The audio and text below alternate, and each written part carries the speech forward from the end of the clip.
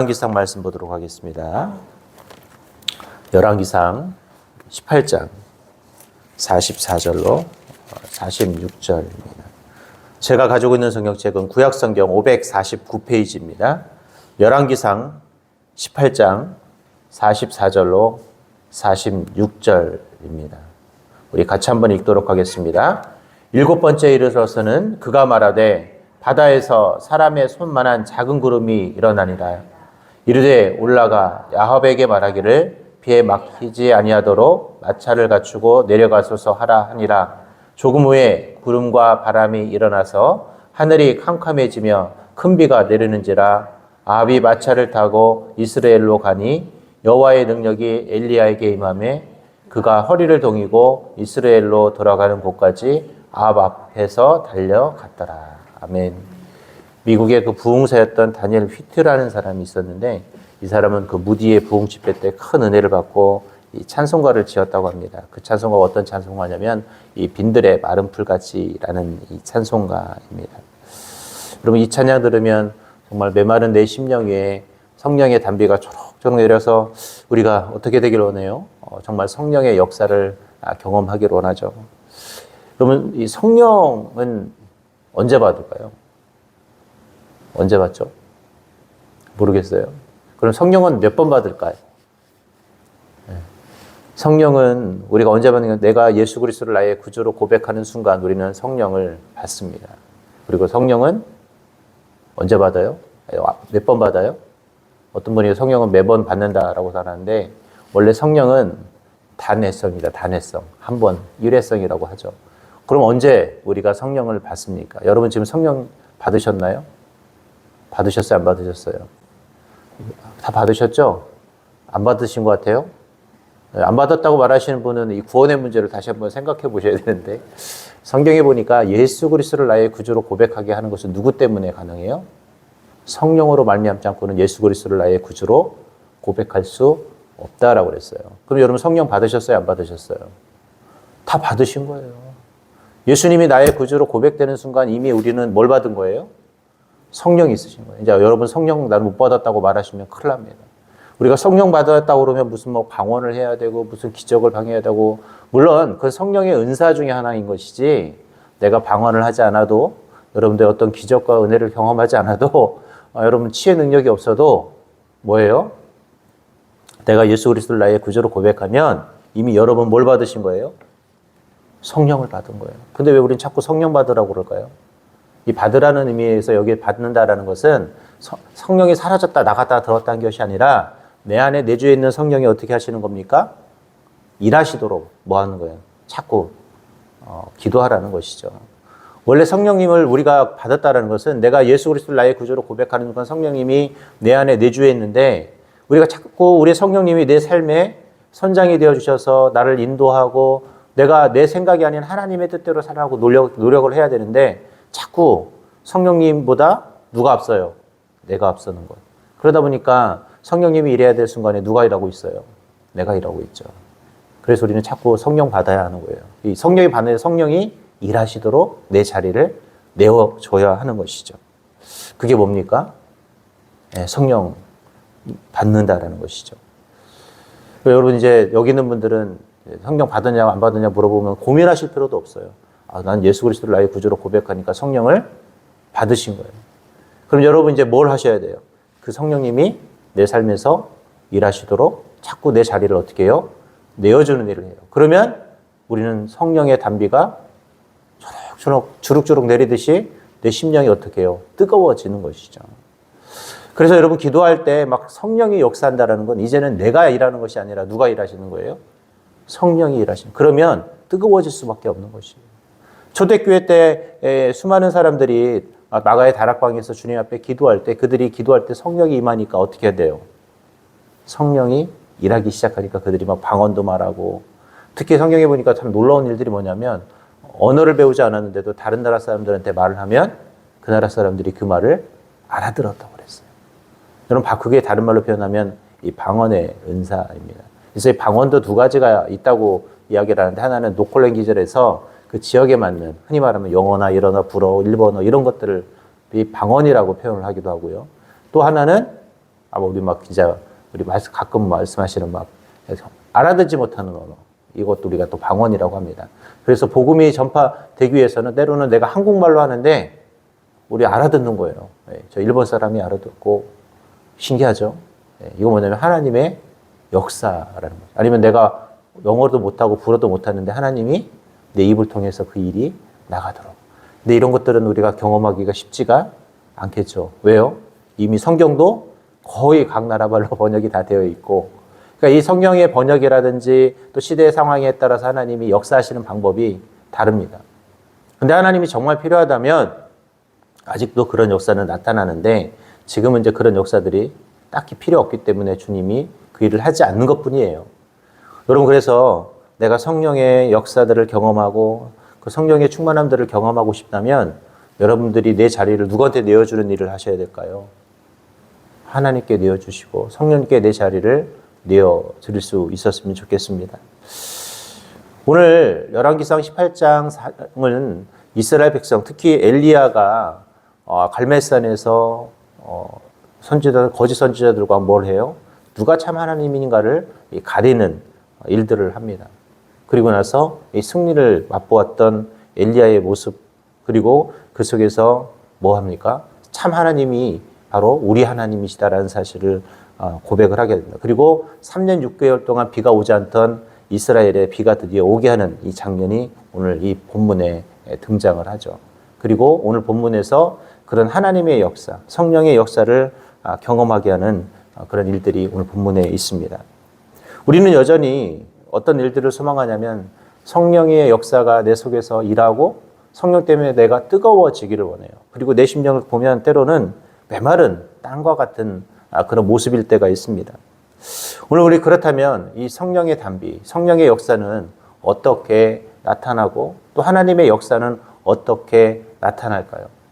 오늘 우리가 그렇게 소망하는 것처럼 정말 성령의 뜨거움 때문에, 정말 하나님께서 일하심 때문에 오늘 그 역사들이 어떻게 일어나는지를 우리는 본문을 통해서 좀 살펴볼 수 있었으면 좋겠습니다. 먼저 우리가 성령의 역사는 어떻게 일어나느냐?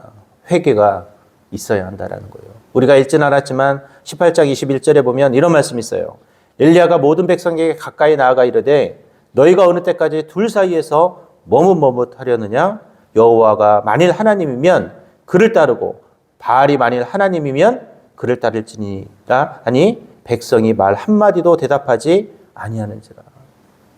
지금 엘리야가 이스라엘 백성들에게 무엇을 얘기하냐면, 야, 왜 이렇게 너희들은 하나님과 바알 사이에서 왔다 갔다 하느냐? 둘 중에 하나만 선택하라 라는 얘기를 해요. 이 말은 뭐예요? 회개하고 나 하나님을 믿으라는 얘기죠. 근데 참 가관인 게 뭐냐면 백성이 말 한마디도 대답하지 않았다라는 말이에요. 이 말이 무슨 뜻이에요? 회개하지 않았다라는 거예요. 이게 이스라엘의 모습이었습니다.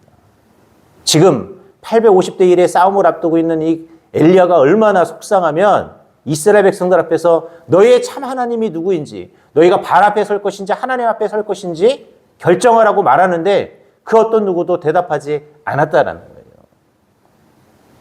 하나님께서 특별히 선택한 그 하나님의 백성이 하나님의 섬기라는 그 말에 아무도 대답하지 않았다. 이게 뭐예요? 회개하지 않았다라는 거예요. 제가 지난번에 언제 한번 말씀을 드렸는데 하나님이 주신 선물 중에 하나가 뭐라고 그랬어요? 회개라고 그랬어요. 회개는 아무나 하는 것이 아니라고 말씀드렸습니다. 이것은 하나님의 백성만이 할 수 있는 놀라운 특권입니다. 그리고 여러분들 회개하는 거예요. 회개하기도 하는 거 여러분 감사하셔야 돼요. 회개는 아무나 할 수 있는 것이 아니라 누가 할 수 있는 것이다? 하나님의 백성에게만 주어진 특별한 권리인 거예요. 그러니까 주님을 잘 믿는 자만이 뭐 할 수 있는 거예요? 회개하는 거예요. 그래서 여러분 회개를 잘하면 여러분 내가 하나님의 백성인 증거인 거고 하나님이 여러분의 신앙에 그래도 아직도 뭐 하는 거예요? 살아계시더라는 거예요. 여러분 마음에 양심에 화이 맞은 사람은 회개하지 않아요. 내가 누구를 미워해도 당연하다고 생각을 하고 내가 죄를 지어도 당연하다고 생각을 합니다.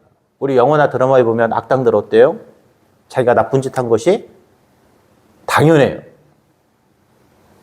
요즘 시대가 그러잖아요. 악한 것을 행하고도 당연하다고 생각을 합니다. 사람을 해하고도 당연하다고 말해요. 아이들이 막 학교에서 아이들을 괴롭혀 놓고 뭐라고 그래요? 당연하다고 그래요. 이게 뭐냐? 양심에 화인 맞은 거예요. 오늘 이스라엘 백성이, 엘리야가 이스라엘 백성들에게 뭐라고 말합니까? 너희들은 왔다 갔다 하지 말고 분명한 노선을 선택하라고 이야기하지만 여전히 그들은 대답하지 않는다라는 건 회개하지 않았다라는 거예요. 오늘 그래서 하나님께서 아마 여기서 그들이 회개했다면 굳이 850대 1의 싸움을 싸워야 했을까? 근데 하나님, 엘리야는 혼자 외롭게 전투를 해요.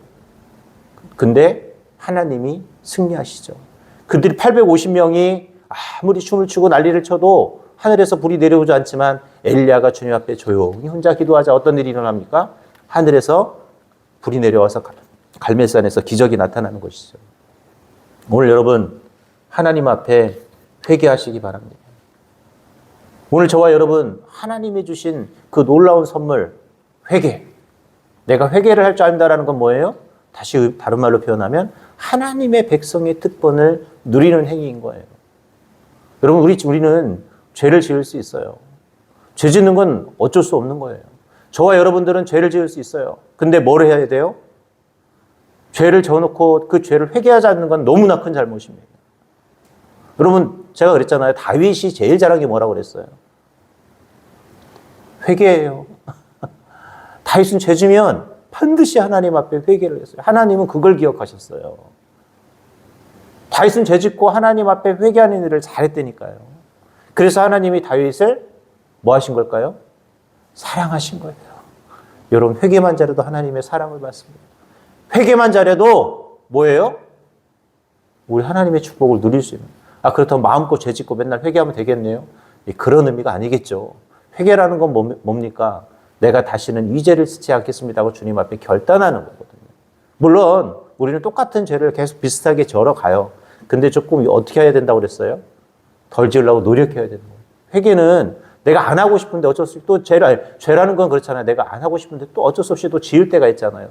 이 반복되는 모습은 여러분 진정한 회개가 될 수 없어요. 어떻게 해야 돼요? 오늘은 내가 좀 졌는데 다음에는 질 때 조금 덜 미워해야 되고 조금 어떻게 해요? 덜 해야 되는 거. 이게 뭡니까? 회개라는 것이죠. 가장 최고의 회개는 완벽하게 그것을 하지 않는 것이죠. 사실은.